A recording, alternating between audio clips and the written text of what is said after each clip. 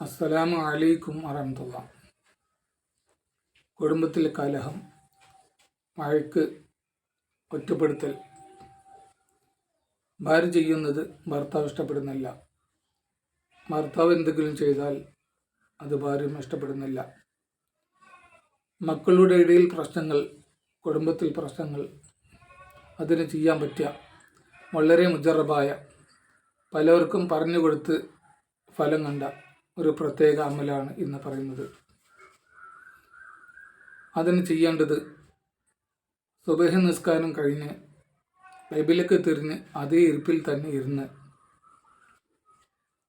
യാ വദൂദു യാ അല്ലാ, യാ വദൂദു യാ അല്ലാ എന്ന ഇസ്മ 99 പ്രാവശ്യം ചൊല്ലി 2 കൈ കൂട്ടിപ്പിടിച്ച് കയ്യിലേക്ക് ഊതി അവരുടെ മുഖം തടവുക. ഇങ്ങനെ കുറച്ച് നാൾ ചെയ്യേണ്ടതുണ്ട്.